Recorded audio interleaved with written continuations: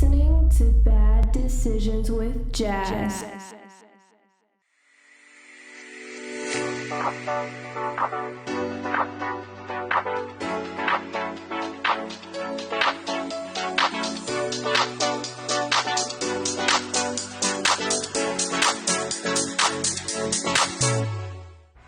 Ladies and gentlemen, boys and girls from around the world, you're listening to Season 2, Episode 3 on Bad Decisions with Jas.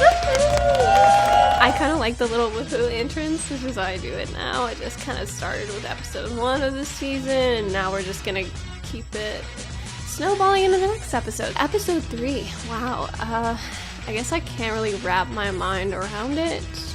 We just celebrated 1 year of doing this podcast last summer, so wow, COVID's still a thing. That's great. We love that. A lot has happened. Wow, I just noticed a spider web right there. That's kind of scary. Speaking of spiders, this lip gloss, God bless you, because I killed a little spider with it, and I wasn't too happy about it, but here we are. So now I'm like freaking out thinking that there's more bugs in here. This is what I mean. Florida has so many bugs. So many. I can't even. If you're listening to this, then hi. Welcome. If you're new, welcome to my channel and the shit show that I call my life. It's really a shit show. Like, I can't express that enough. It is what it is. Now, I wanted to talk about last episode, and I think I wasn't all there with it because hubby made a few good suggestions saying maybe we should just stick on topic this time, and I'm just like, giving him like the death stare, like, excuse me, who do you think you are telling me what to do with my podcast? All right, you're not the speaker. So, but no, he's probably right because I really did get off topic. I was talking about cancel culture, but I think I just need to stick with topics that actually correlate with my life, like today's topic, which is, well, we're not discussing it because I have to tell you about my life first. So a lot has happened. Things always happen within the week, for real. We're watching Sex Life now, and I'm not going to spill it yet because we haven't finished yet. But very interesting show. Very interesting. Very horny. Very horny. We're going to go with that word. Very much like intuitive with bodies. Is that even the right word? Don't know. Are we going to go with it?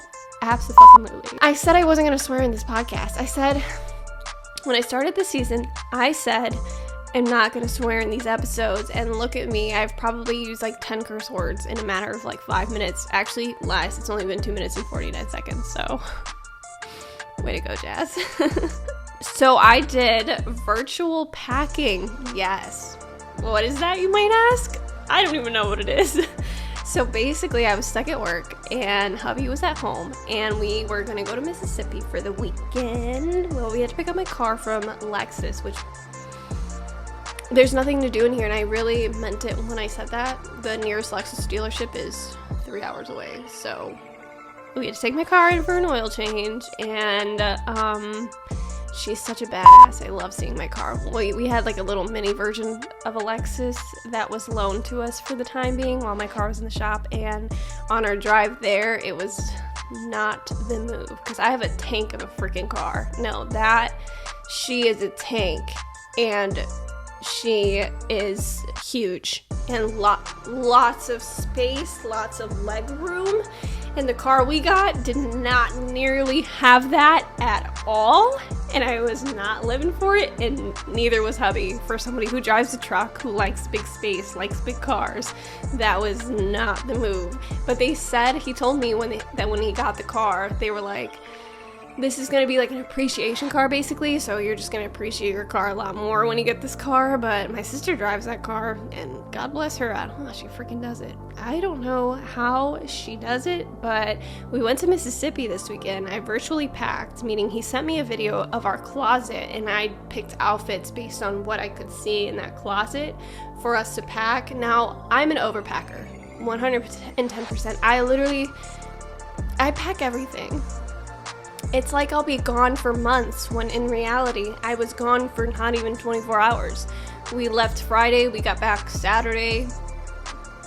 What's wrong with me? Nobody knows, but it's another bad decision I love to make in my life. So I was just like picking outfits and just virtually packing with him and just saying, yeah, this is what we're gonna do, this is what we're gonna do, pack this, you gotta pack this. And I was literally about to make a whole list on Google Drive and just share it with him and be like, this is what you need to put in my bags. Because basically I was gonna get home from work, we were gonna load up the car, I was gonna change real quick and just some Lululemon. Shout out to Lululemon, because that's what your girl's wearing now, the short and the leggings. So also we went shopping on Lululemon this weekend, but I'm not gonna get into that. Let's talk about Mississippi real quick. So yeah, and then I got dismissed from work actually like hours earlier than I was supposed to, and we drove and it was a fun drive. Don't really know what we did most of the time because that kind of got a little too drunk. Let's press forward. So we get there, the hotel smelled like cigarettes. It was gross. I felt like I needed to take I take hot showers to begin with, but I mean like a shower where I felt like my skin was gonna burn off just to feel clean again. Yeah, it was not the move, but I mean it was fun. We went to the casino. Well, let me back up a little bit. We get there, it smells like cigarettes, and then I have like not even 30 minutes. Okay, I had like an hour to get ready, but knowing me, I wanted to sit down and watch TikToks for 30 minutes, so I literally sat down and watched TikToks for 30 minutes, had 30 minutes to get ready, wanted to do red lips, has to look good. Red lips takes like 10 minutes just to apply to your lips. Didn't take any pictures, was rushing too much, wanted to take pictures, but got too drunk in between dinner and wanting to go take pictures, so I was just like, no. So I got ready, we went to dinner, we were like 5-10 minutes late, I don't even know, for our reservation, and we sat down, and there's like this group of like people behind us, and they're really loud, really cute, but really loud. And it's just like it's not like they sit there, not like they go to restaurants like what, hubby and I are used to. And they were like super loud, and then all of a sudden like they spoke to us. She was like, I'm so sorry, they're really loud. And hubby's like, we're trying to get on that level, like we're trying to get lit tonight. But I think I wasn't in the mood to begin with, maybe because I just worked that day and I just wasn't in the mood to just get lit. I really tried. I took a nap in the car. I thought that would hold me over. It didn't. And but then they were like, here, you guys gotta try this wine. It's a $300 bottle. So they gave us 2 glasses of wine, and we like downed that. And hubby was like, oh, I like it so much. And I'm just like, this motherfucker. He does not like wine at all. Like no, he will drink anything but wine. Wine is not his go-to. He can't stand it. So he's just like, yeah, it's so good. And he you could tell he's not savoring it. You know how you're supposed to swish it around a little bit, be all like bougie, and then you're supposed to smell it and smell how pure it is, and then you're supposed to drink it little by little, savoring the taste on your tongue. That's not what he did. No. He took it like a shot. He was like, ugh. I'm like, what are you doing?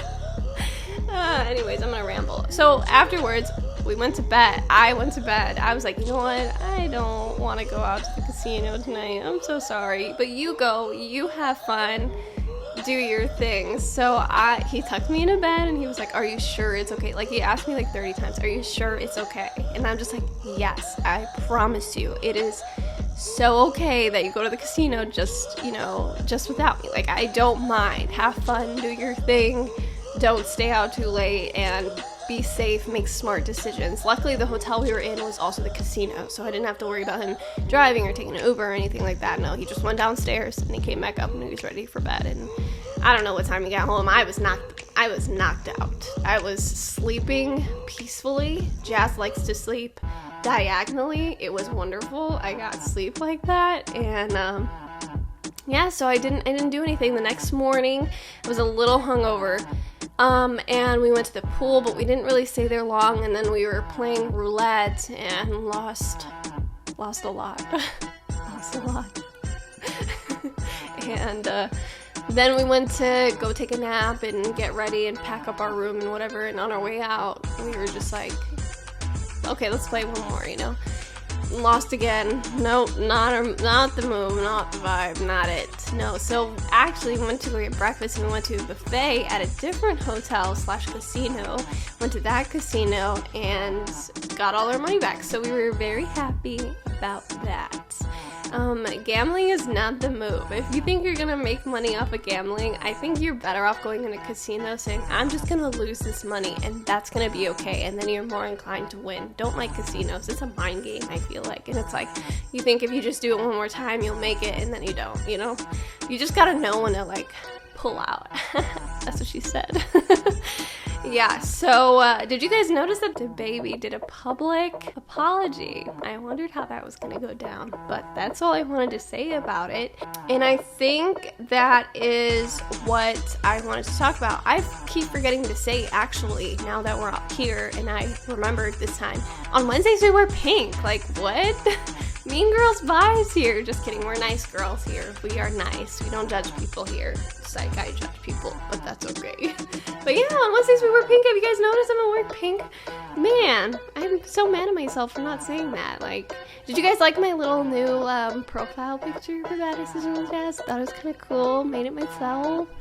Not perfect, but yeah, I wanted to mention that too, but I didn't get to it. But hi, yeah, welcome. What are we talking about today, Jazz? Because it's already 11 minutes. You gotta hurry up, girl. You can't be doing this. Can't be doing this. We're talking about boundaries. I mentioned this in my first episode this season, and boundaries are important, as I said, and I can't stress this enough, and this is going to go hand in hand with the other news that happened to me in the past week. We love that. Love it when topics align with my life.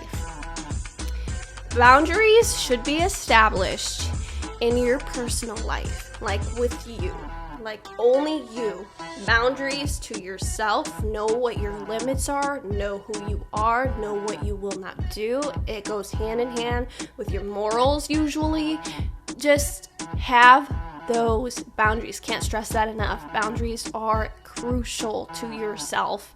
And I say that as someone who is not an expert, I can't talk. However, who is somebody that took a very long time to understand what that was for me.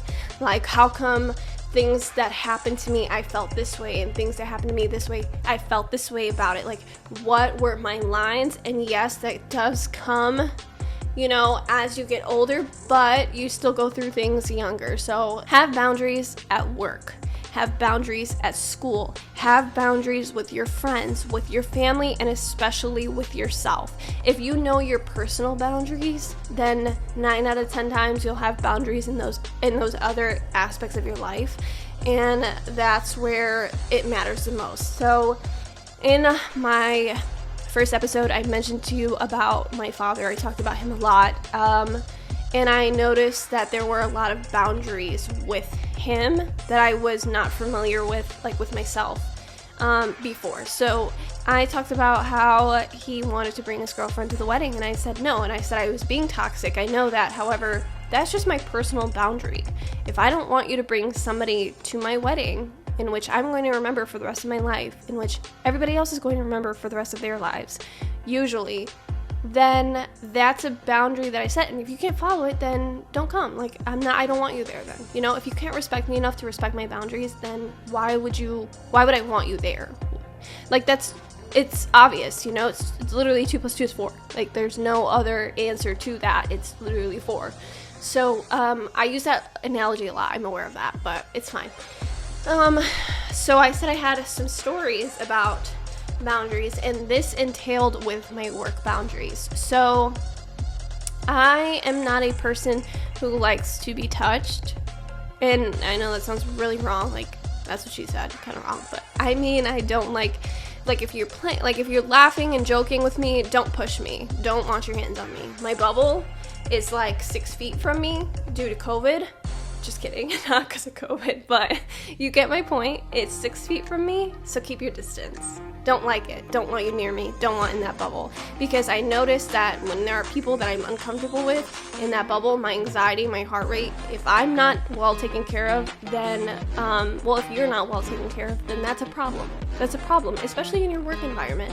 So I always, and this will be good for you to use, at work, when I first came into work, this is also goes hand in hand with COVID. COVID has helped me a lot in establishing these boundaries with people, honestly. And I feel like I want it to help you too. I want you guys to be able to have these boundaries for you too. But COVID has helped me a lot. And I say that because with germs now, that's my excuse. So when I meet somebody and I don't really want anybody to come into my bubble except my husband, honestly. My bubble is my space. That's my personal space. And if I let you enter it, then that means you gotta mean something for me. So whenever somebody's like introducing themselves, I'm like, hi, and then they'll like shake out their hand for introductions. And I know this is like very contradictory to my last episode. Like sometimes I want it, sometimes I don't. Like for professional reasons, yeah, I do want you to shake my hand. However, if I know I'm not working with you and I kind of think that you're like irrelevant to me, I'm not gonna shake your hand. I'm not gonna do that. So I say, you have germs and I don't want to touch you. I am a germaphobe. That's what I say, honestly. And I think that has established people to keep their distance from me. That's a boundary that I personally have, and either people are going to respect that or people are not. And now being in the service, when you meet a guy and you're a woman, 9 out of 10 times, they're going to come into that bubble. 9 out of 10 times. Like 9.5 out of 10 times. Like, I can't stress to you how much they're going to want to come into your bubble. So by me saying, I am a germaphobe, don't really want you in my bubble, that tells them, okay, I'm not going to cross the line with this girl. And that's how I do it every single time. Every single time it works. And I'm happy about it. So I've noticed that with the girl that I work with, shout out to her because she listens to my podcast and her girlfriend.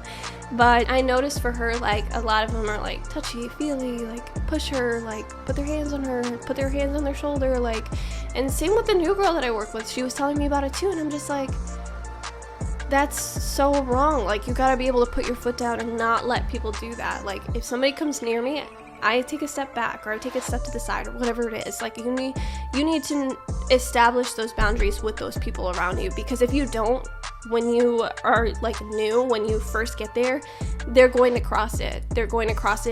And it doesn't matter if you give them permission or not. They're gonna do it. It's gonna happen no matter what. Like, sorry, but that's just kind of how it is. So I make it a point to just say I'm a germaphobe, and that's it. And for me, when I was at work, this person, I don't know what we should call him. Let's just call him Horse. Don't know why that came to mind. It did. That's weird. Okay. We're gonna go with it. Horse basically stepped into that bubble, and somebody notified him saying that, no, you're not supposed to come into this person's bubble. She feels this way about it. And Horse thought it would be funny that, oh, let me just get into this person's bubble and let's just get everybody in here. Let's make it funny. Let's make it a joke. And if you think it's funny to joke about somebody's boundaries, then you're dead wrong. You are dead wrong. Like, I can't even try and justify the situation that you would be in where you would think that's okay. It's not. It's not. Like, that just showed me that he cannot respect me as a person. And the fact that somebody else had to tell him, and then I told him, like, yeah, please get out. Get the fuck out. And I said it just like that. Get the fuck out of my bubble. I was freaked out. And that was my boundary at work. Ever since then, it's been going great. Horse doesn't come to my desk anymore. It doesn't happen. I definitely watch out for it. I definitely get freaked out. And hubby was my first call when it happened. And he was like, I'm ready to come kick some ass if you need me to. Put him up. Yeah, I think he's cute. He's a cute man. Yeah, anyways. Okay, school. Let's talk about school. School is important to have boundaries with, too. I'm not in school. Well, I'm on online school, but I'm not in school. So I don't quite remember what those boundaries may have entailed for me. I think for school, the biggest boundary is pick the right friends. And I did at first, and then I definitely swayed away from them. I definitely went into the wrong group of friends, and yes, that's part of growing up, and yes, it makes me who I am today, and yes, do I love who I am? Yes, I do, but still, for those that are listening to my podcast, I want you guys to know that picking those right friends are important. You know, my freshman year of high school, I was a straight A honor student. I couldn't believe it myself because I'd never been an honor student before, but I was, and I was so proud because I picked the right friends. I picked the friends that motivated me. And that starts at school. And when I went into another school and I had, friends, and I kind of like gradually went away from them, then I think that's when it happened, when everything kind of just like fell apart for me. And yeah, there was things going on at home too, but still, I think if I had friends who were still motivating me, it probably would have been a different outcome. Probably would have gone to college. And yeah, definitely have party friends, but know where you stand with them. And school, I don't know. I just know that you should have boundaries at school, but maybe it's because it's been 6 years since I graduated. Wow, I'm dating myself. Gross. Hubby says I'm always old, but then I can't really give you much to say on that, and I didn't really ask anybody at school who would have answered in time for me to say something on it. I just know that school comes with friends, and with friends you need to have boundaries, which helps me go into the next topic. Friends are basically a family that you choose, that you are not blood related to. You get to choose your friends. So just like family, you should have boundaries with them. You should. And for me, friends is that family that you get to choose yourself. And if you don't have those boundaries, if your friends aren't respecting you the way that you're respecting them, then that's kind of a red flag. So for me, and the wedding has shown me a lot of true colors for people, like who's actually happy for me and who just wants to be a part of it just for selfish reasons, I had a friend for, I don't even know, over 7 years, and granted, I effed up too, okay? Don't get me wrong, I effed up a lot with this friend. However, it's been so many years since we've graduated, and that was high school drama, and I'm a whole other person now, and to be judging me based on my high school past kind of makes somebody immature. And my boundary was just kind of crossed when it came down to my best friends are also that person's best friend, and it wasn't like I was getting that support from this person, even though I thought we had long hashed things out, like long talked about it, said our piece with it, said that we forgive each other, and it was just kind of like a lie to my face. And I noticed that when I was going wedding dress shopping, a lot of drama happened that goddamn weekend, for real. Like a lot went down that weekend. I really got to see, and like I said, I definitely effed up too, and I will admit that, and I have definitely grown from it, but to scale what this person was scaling versus what was going on in my life, me going wedding dress shopping, which is something I'm going to remember forever and ever because I love my memories and I hold on to them, the good ones anyways, and that was a really good one. I just was like, okay, this person is just crossing a boundary. If you can't be happy for me, if you can't respect my relationship, that's a boundary that I can't, there's no coming back from. Once you cross that line, that's it. The bridge is broken, and I'm not rebuilding it. That's gone, and that's on you. That's not on me. So, friends is a really important boundary for real, because it is those family members that you get to choose for yourself, people that you love just for yourself. And I think it hurts more when friends decide to break that bridge versus when family does it, because of the fact that you chose this person to be a part of your non-blood related family, and then they just kind of basically spit in your face or slap you in the face or whatever you want to say. It just kind of hurts the most, and I don't think this person ever really understood. But at the same time, when you have somebody negative also talking in your ear, it's not going to happen. And I don't know if she listens to my podcast. I have no idea. But I'm pretty sure if she does, then she's definitely going to know what the hell I'm talking about. And if she does, then I just want to say, look, I'm sorry, and I can't help you anymore. Like, I really did think that we, made it past everything in our lives that were old us, because you're a whole new person, I'm a whole new person, and we are our own people. Like, there's no reason to hold me accountable for actions I've already apologized for and something that happened a decade ago. Like, there's no reason. I'm only going to apologize so many times before you actually believe me. I can't do any more than just that. So next is your family.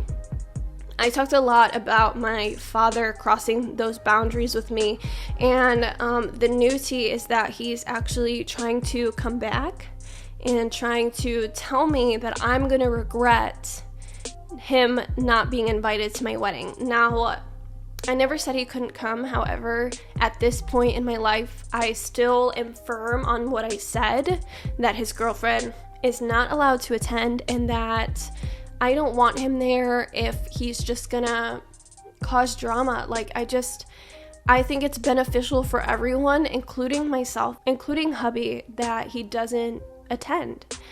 I'm not gonna regret it. I'm not gonna regret it because I don't regret things that I do for a valid reason.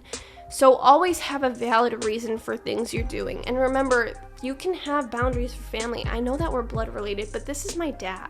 This is someone I grew up with. Like, we grew up in the same house. And the fact that I'm being so transparent and telling you that he really did cross a boundary, and I really do believe that he's an asshole, is like a huge thing. Like, don't feel as though you have to make these people proud. No. You don't owe anything to your parents. And hubby and I were discussing this. You don't owe anything to your parents. Your parents owe you everything, because at the end of the day, they're the ones who birthed you. They brought me into this world, not the other way around. So I don't want you guys to lose sight. And the same thing with family. Like, you didn't ask to be this family. You know, it just kind of happened. So you need to have those boundaries. And like I said, a lot of these boundaries I'm learning with this wedding. This wedding has been so dramatic, and I'm a dramatic person. So when I say something's dramatic, I legitimately mean it. I'm not even trying to say it to be more dramatic. It's been crazy.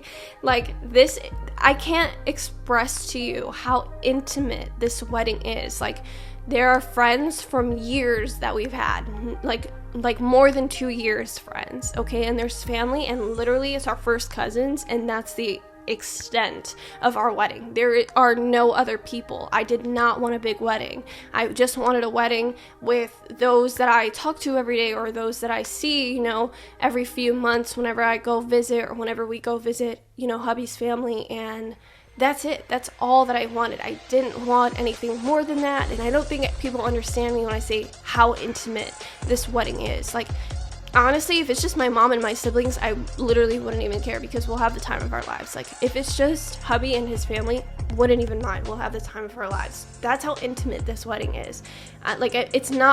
It's literally like 100 people at most, if even. So, the fact that there has been this drama with such a small amount of people, and maybe that's what it is beyond me. I just found out that my cousin is not coming to my wedding, which is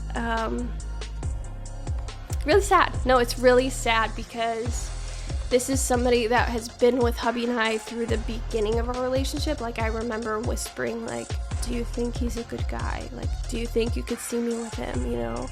And and obviously they supported that, and they were the first people in my family to ever have met him. And they told me that they're not coming. And honestly, again, don't know if they listen to my podcast, but that hurts me a lot for multiple different reasons. Let me elaborate. I just feel as though when I was pregnant, everyone was there for me. So, everyone. And everyone was like, we're here for you. If you need us, if you need a babysitter, if you need somebody to do this, if you need help with this, like, every single person that you could think of was there for me. Just kidding.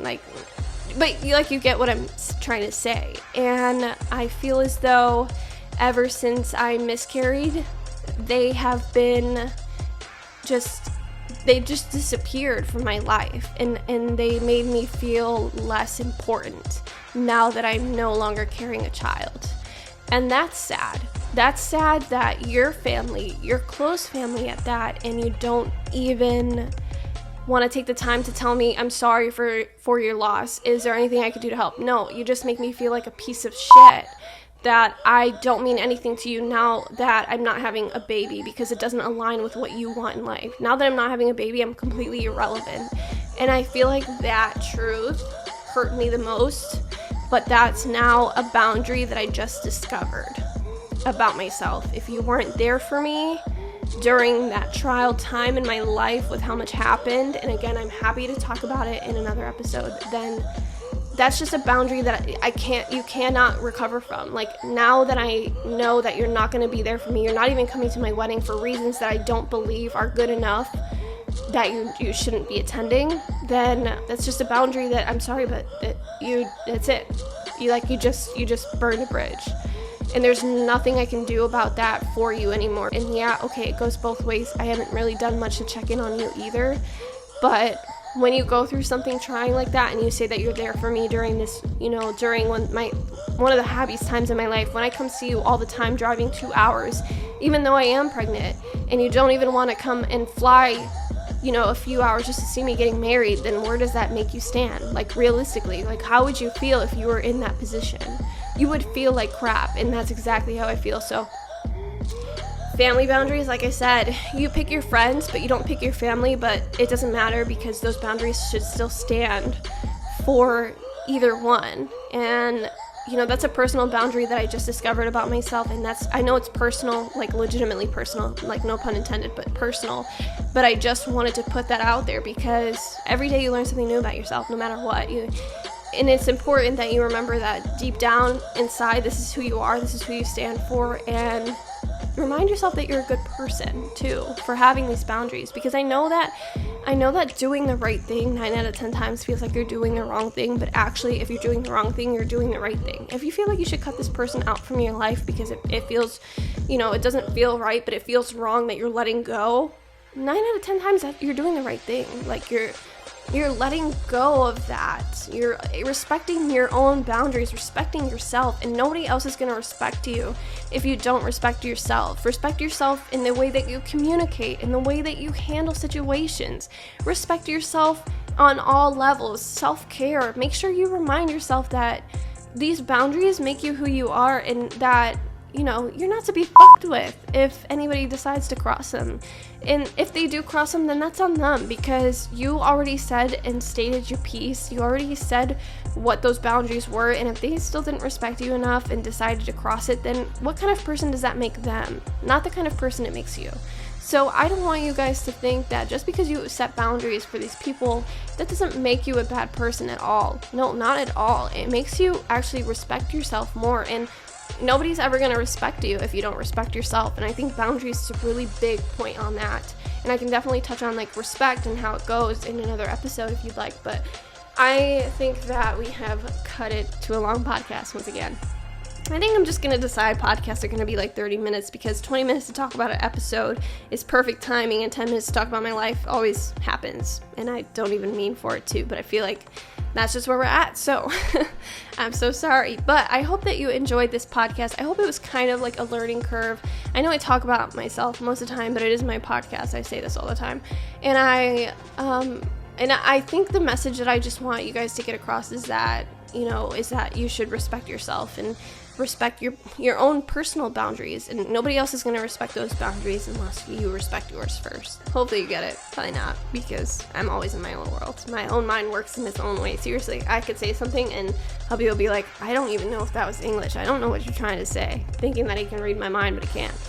I think that's literally all I have for this episode. I'm really sorry for making it another long one. I'm sure we'll get into a habit unless 30 minutes is good enough, but I think we should cut this down to like 15. I just know that's not going to be enough time for my talkative ass, honestly. I know it's not. For those of you who are new, shout out to you, because if you made it through this podcast, then you're the real MVP. That's what you are. Because my podcasts are long, and I literally talk a lot, and I don't take a water break, and I need my coffee right about now. And shout out to my listeners who have been listening. Shout out to them for the ones who've literally been with me since day one of doing this podcast. I know it was terrible quality because sometimes I go back and I listen to my old episodes and I'm just like, what the fuck were you thinking? But I was doing, the most that I could with what I had, and I'm very happy to be doing this podcast now that I'm doing it for the right reasons and reasons that aren't selfish or just want me to get views. It's a very selfish reason, honestly. This is my personal diary, and this is how I feel on a weekly basis, and how I get through the struggles in life, because that's all that we're trying to do is get through the struggle called life. That was kind of poetic. That was kind of cute. Wow, okay, good job, Jas. Thank you guys for listening so much. Thank you for always tuning into my podcast every Wednesday, because on Wednesdays we wear pink, because we're nice girls. Switch it up a little If you guys have feedback, give it to me, for the love of God. Actually, no, some people have given me some really good feedback, and hubby is one of those people, so shout out to hubby, because that motherfucker knows what he's doing. I mean, obviously, he's getting married to me. Just tooting my own horn, stroking my own ego. I think we're gonna conclude with that.